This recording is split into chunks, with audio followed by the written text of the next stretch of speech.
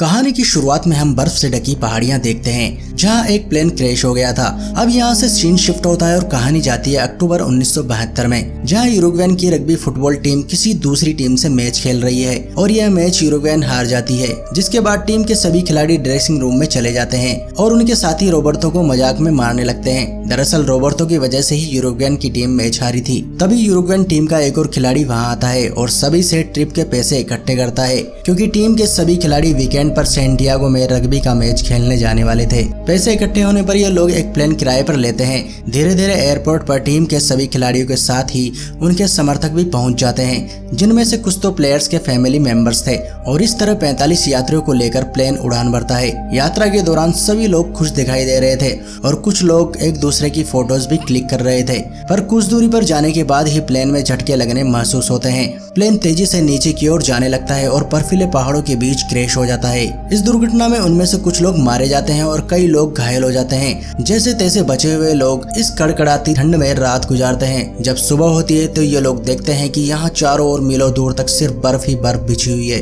यह देखकर ये सभी लोग प्लेन से टूटी कुर्सियां निकालकर जगह बनाने लगते हैं, ताकि बचे हुए लोगों के लिए इस प्लेन में थोड़ी थोड़ी जगह हो जाए। जो लोग घायल होते हैं उन्हें धूप में ले जाया जाता है और जो भी काम की चीज मिलती है उसे एक सूटकेस में स्टोर करने लगते हैं। वहीं दूसरी ओर जो लोग इस दुर्घटना में मारे गए उनकी बॉडीज को दूर ले जाकर रख दिया जाता है। अब ऐसे ही यहाँ उन्हें 3 दिन गुजर जाते हैं। जब धूप में कुछ लोग बर्फ को पिघलाकर पानी इकट्ठा कर रहे होते हैं तो उन्हें वहाँ आसमान में एक प्लेन दिखाई देता है। यह देखकर कुछ लोग शीशे की मदद से सूर्य की रोशनी को प्लेन की ओर रिफ्लेक्ट करते हैं, ताकि प्लेन में मौजूद लोगों की नजर उन पर पड़ जाए। उन्हें लगता है कि प्लेन में मौजूद लोगों ने उन्हें देख लिया है और वो सभी खुशी से झूमने लगते हैं। हालांकि थोड़ी देर में प्लेन वहां से चला जाता है, जिसके बाद वो फिर से मायूस हो जाते हैं। अब ऐसे ही सारा दिन बीत जाता है और जब अगली सुबह होती है तब तक उन्हें यही लगता है कि शायद प्लेन में मौजूद लोगों ने उन्हें देख लिया होगा और वो जल्द ही मदद लेकर वहां आएंगे। कुछ देर बाद इनमें से 4 लोग उस और प्लेन की बैटरी लेने के लिए निकल पड़ते हैं जहां प्लेन क्रैश हुआ था। और जब कुछ दूर ऊंचाई पर जाकर नीचे देखते हैं तो उनका क्रैश हुआ प्लेन खुद उन्हें वहां से दिखाई नहीं देता।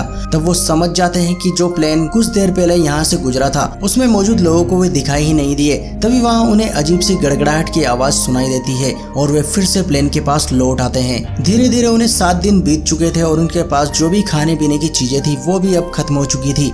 वो लोग इतने भूखे थे कि भूख के मारे उनमें से एक खिलाड़ी कहता है कि बाहर जो बॉडीज पड़ी हैं उनका मांस खाकर उन्हें अपनी भूख मिटानी चाहिए। हालांकि यह सुनकर कुछ लोग ऐसा करने से मना कर देते हैं, लेकिन उनके पास और कोई रास्ता भी नहीं था कि वो ज्यादा दिन तक जिंदा रह सके। और ऐसे में एक और खिलाड़ी कहता है कि आखिर वो बॉडी कैसे काटेंगे और यह काम करने के लिए कौन राजी होगा। तब पास बैठे 2 और खिलाड़ी कहते हैं कि वो ये काम करेंगे, लेकिन उनकी यह बात सुनकर वहाँ मौजूद एक लड़की ऐसा करने से मना कर देती है और वे फिर से शांत बैठ जाते हैं। इसके बाद भूख लगने पर कोई शूजलेस तो कोई सिगरेट खाकर काम चलाता है और कई दिनों तक भूखे रहने से इनकी पैंट भी ढीली हो चुकी थी, लेकिन भूख से ये सभी तड़प रहे थे। ऐसे में उनसे एक खिलाड़ी कहता है कि अगर मैं मर जाऊं तो तुम्हें मेरा मांस खाने की इजाजत देता हूं। यह सुनकर अब वहाँ मौजूद कई लोग उसका समर्थन करते हैं। जिसके बाद वो दोनों खिलाड़ी जो डेड बॉडीज को काटने के लिए राजी हुए थे वो उनके मरे हुए साथियों की डेड बॉडीज से मांस काटकर खाने लगते हैं। और जो लोग नहीं खाते वो आसमान ताकते रहते हैं कि शायद कोई मदद आ जाए। इसी बीच उन्हें बर्फ में दबा एक रेडियो दिखाई देता है। वो लोग रेडियो को बाहर निकालकर उसे नेटवर्क से कनेक्ट करने की कोशिश करते हैं। नेटवर्क से कनेक्ट होने पर रेडियो से न्यूज मिलती है कि जो प्लेन क्रैश हुआ है उसे ढूंढने का काम अगले साल किया जाएगा। इतने में रेडियो की बैटरी खत्म हो जाती है और यह सुनकर सभी लोग हताश होकर चीखने चिल्लाने लगते हैं। तब उनमें से एक खिलाड़ी कहता है कि वो गलत था कि उसने रेस्क्यू टीम का इंतजार करने को कहा। अब जो है वो उन्हें खा लेना चाहिए। ऐसा कहकर वो भी मांस खाने लगता है। वहीं दूसरी ओर 3 खिलाड़ी प्लेन के पिछले हिस्से को ढूंढने निकल पड़ते हैं, क्योंकि उस हिस्से में एक बड़ी बैटरी थी जिसकी मदद से वो उस रेडियो को फिर से चालू कर सकते थे। जब वो प्लेन के टूटे हिस्से के पास पहुंचते हैं उन्हें वहाँ उनके कुछ और साथियों की बॉडीज मिलती है जो प्लेन से उड़कर गिरे थे। हालांकि कुछ ही देर में ये लोग वापस प्लेन की ओर चले आते हैं और कुछ देर बाद अपनी मायूसी भुलाकर शेर और शायरी करने लगते हैं। लेकिन तभी एक बड़ा तूफान आ जाता है जिससे प्लेन पूरी तरह से बर्फ से ढक जाता है। पर किसी तरह से उनमें से एक खिलाड़ी बाहर निकल आता है और वो देखता है कि प्लेन पूरी तरह से बर्फ से ढक चुका है। प्लेन में मौजूद सभी लोग बर्फ में दब चुके हैं, जिसके बाद वो बर्फ में दबे लोगों को बाहर निकालने लगता है, पर तभी दोबारा बर्फीला तूफान आ जाता है और एक बार फिर से सभी प्लेन में कैद हो जाते हैं। अब उन्हें सांस लेना भी मुश्किल हो रहा था और कुछ साथी भी मर चुके थे।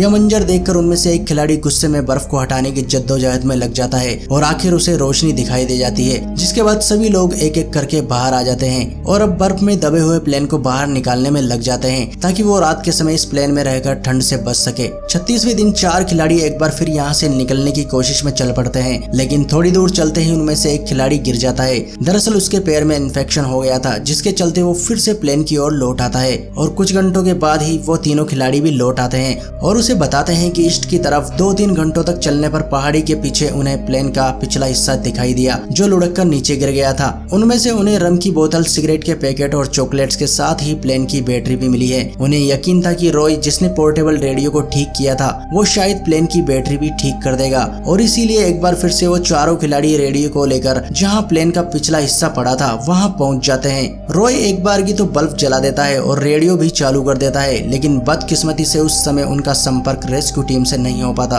हालांकि रॉय एक बार फिर से कोशिश करता है पर उनका प्लान फेल हो जाता है और वो फिर से प्लेन के पास लौट आते हैं, लेकिन इस बार उनके पास वाटरप्रूफ कपड़ा होता है जो वे लोग प्लेन के पिछले हिस्से से लाए थे। इस कपड़े से वे स्लीपिंग बैग बनाते हैं। अब इन्हें यहाँ 2 महीने बीत चुके थे। भूख के मारे इनकी हालत बद से बदतर हो चुकी थी। इनमें से एक और साथी नुमा भी मर चुका था। अगले दिन सुबह रॉबर्टो के साथ 2 और खिलाड़ी वेस्ट चिली की ओर निकल पड़ते हैं। रात होने पर वे बैग में सोते हैं और सुबह होने पर फिर से अपनी मंजिल की ओर निकल पड़ते हैं। कई मीलों तक चलने के बाद भी उन्हें सिर्फ बर्फ की वादियां ही नजर आ रही थी, लेकिन नांदो फिर भी हिम्मत नहीं हारता। वो रॉबर्टो से कहता है कि उन्हें सामने वाली पहाड़ी तक चलना चाहिए, शायद वहाँ चिली शहर है। तब रॉबर्टो कहता है कि उनके पास खाना सिर्फ 1 हफ्ते का ही बचा है। तब वो फैसला करते हैं कि उनमें से किसी एक को वापस लौटना होगा, जिसके बाद उनमें से एक खिलाड़ी वहाँ से लौट आता है और वो दोनों आगे बढ़ते हैं। कुछ घंटों का सफर तय करने के बाद वे घाटी तक पहुँच जाते हैं जहाँ बर्फ कम होती है। ये दोनों वहीं पर रात गुजारते हैं और सुबह होने पर वहाँ बह रही नदी के पानी से मुंह धोने लगते हैं कि तभी सामने उन्हें घोड़े पर सवार एक आदमी दिखाई देता है